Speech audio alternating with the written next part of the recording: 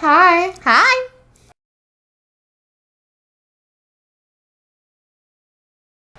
Good question. I would say Jennifer has a more angular face. She also has something called resting bitch face, that if she's not making expression, she looks like It's a rarely recognized medical condition that's getting more and more popularity. I also have fangs. Or like we call the snaggletooth Yeah. by Jewel. Which is very sexy because Yeah, he saved himself. I love my fangs. My dentist hated them. He said I had an ugly smile. He said, don't you want them taken out so you can be beautiful like your sister? I have a birthmark here and one here, but you can't see it anymore. And I used to do my eyebrows like Vampira, but with the bangs, nobody can tell. Yeah. Jen's the nicer twin. She's the one you want to talk to. If you want to talk about weird things like radical feminism, about cutting off your vagina and sewing it up, then you talk to me, man. She's the loud one too. Yeah. Underdressed and over loud. I was gonna say you're underdressed and over loud. My favorite kind of woman. We're wearing the same outfit. Mine Just is saying. slightly longer.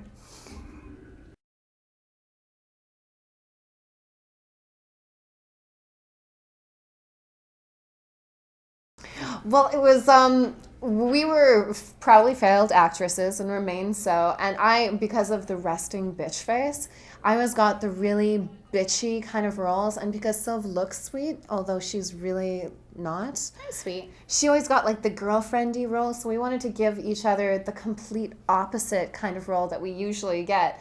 But as a result of it, people thought that Sylv was a badass and that I was a geek. And it's like, no, we're basically both of those things at the same time. Yeah.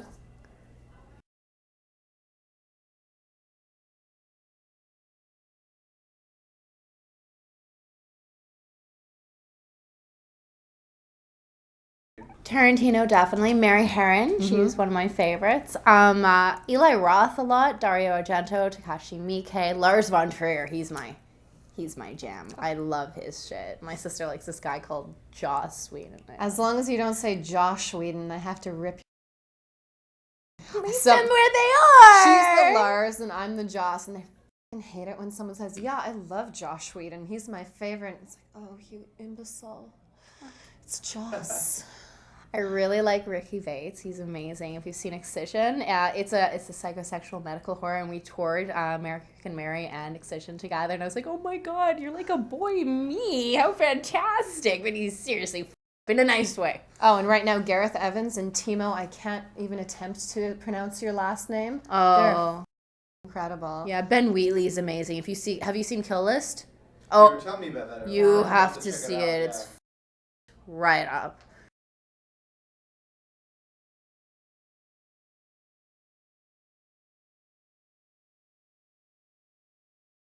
We just announced our first non-horror film. We're actually 5 weeks away from going to camera on a film called Vendetta with Lionsgate and WWE starring The Big Show. We haven't released anyone else in our cast, but it's a revenge flick. And I'm really excited about it because you can also kill a lot of people in revenge slasher films. Yeah, it's an action movie, and I think it's more violent than any horror movie we've done so far. Yeah, there's our dream is to do a big screen adaptation of a graphic novel because we're such big comic book fans, and we're actually up for one. We're not allowed to say what it is because I think they're going to do the announcement in a few days, but they want to see that we can do more than just horror, and then this action movie is a really good calling card. And the cool thing is WWE believes in us so much. They're like, give them whatever they want. I'm like, oh guys, thanks so much. And they're so supportive and they're so on the same page that I really feel like Jen and I have grown so much as filmmakers, because when you're working with people and you're all making different movies, it's a real struggle. You work 5 times harder. But when we're working with people and you all want to make the same movie, it's so much, I wouldn't say easier, but it's a pleasure, it's a treat, and it's that great collaboration. And that's what working with them is like. And if you've seen American Mary, we're really not into labels. I hate that I'm always called a female director. And you are a female director. I am a female director, but no one says, wow, this male director. They always just say director, and I hate it saying young female directors. I'm not that young anymore. I'm 31. Yeah, sorry. I've made 4 feature films, countless shorts. By the time I'm 31, which is more than most men, a guy makes a horror movie, 1 horror movie or 1 film, he's automatically considered a director. But I hate that it's like, oh, there are young female horror directors. I am, but I'm also a director. I do probably like a Christmas movie just out of spite to be like, good a Christmas movie. Well, the WWE's just did Jingle All the Way too, and I was like, guys, Jingle All the Way too. Give it to me. Give it to me. And they're like, no, we hired a different director. I'm like, Christmas comedy. Obviously me and Jen. Next time, call us. Or Scrooged. Scrooged is the best Christmas movie ever. The Bill Murray one. Have you seen that? Oh, it's so good. That freaked me out as a kid, but I thought that was my Christmas movie. When I was a kid, everyone else was watching the Grinch and shit like that. Yeah.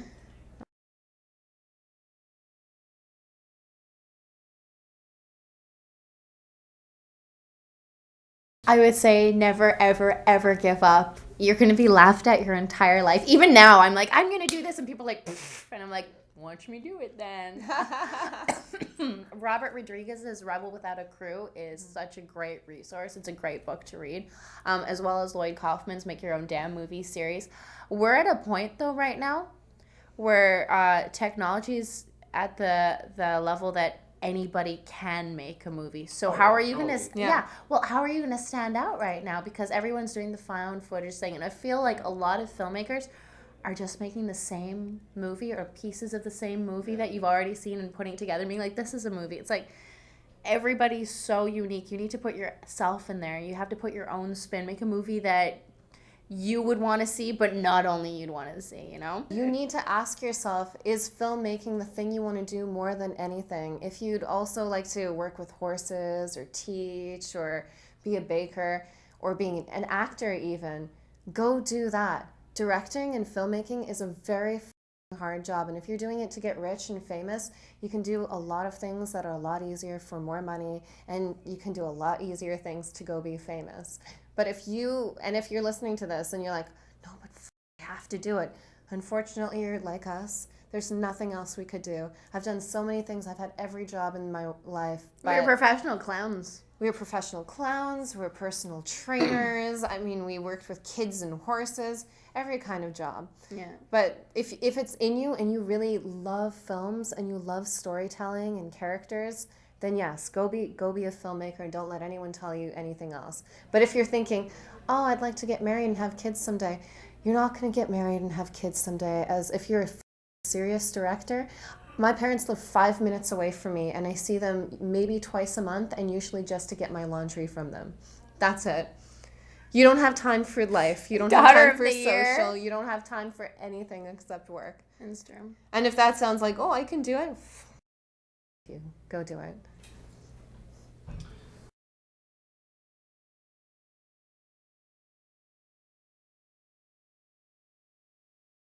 It's about a detective who has his wife murdered, and he goes to the prison where the murderer is to get revenge. And I think that's all from the press release. That's all they've said, and that's all that I know. That's also That's not all all that I know. That's all you're allowed. It's written by Justin Shady, who is this really cool graphic novel guy, and he's such a smart writer, and he's Hungarian. I just absolutely love his stuff. He's so cool. He's got so many scripts out there, so I don't know which other ones are going into production, but he's definitely a dude to watch.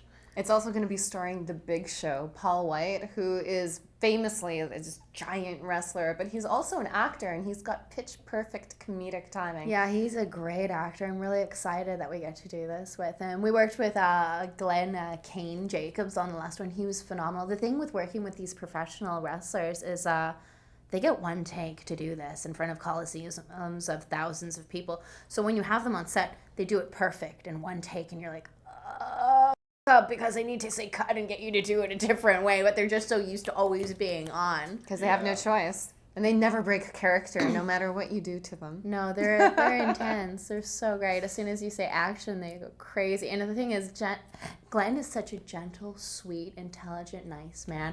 And then he becomes Jacob Goodnight, and we're all like, oh, he could kill us all. And then he goes back into, normal, sweet Glenn. You're like, all right, he's acting.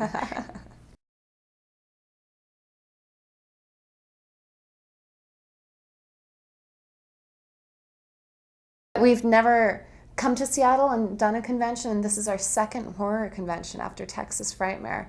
And the people are so sweet, and the guests are so wonderful. And there's conventions, and I won't mention names, that I've been to that I've never met the guy running it, and I've never met the staff, and nobody comes over, and I'm sitting there with my knees together being like, I'm going to piss myself. I'm dehydrated. I'm starving. I'm pretty sure a few of these people are going to try and rape me. And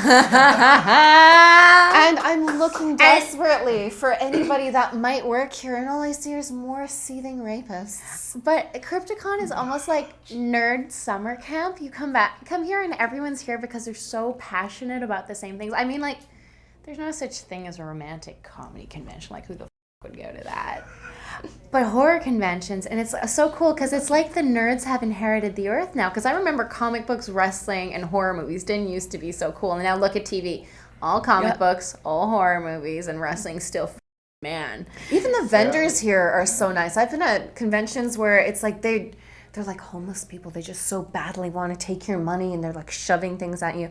Here they're just excited about what they have, and they're like, hey, did you see that? Well, check out this. Okay, have fun. See you later. And then So chill. They're just so nice, and they find stuff that you actually do want. So it's like, yeah, I do want It's a so glass. hard not to Match go it. broke here, man. Like, shopping is my Achilles heel. But this is a great place. I want to go to all the Crypticons. Don't you remember you told me you loved me, baby? You said you'd become a man this way.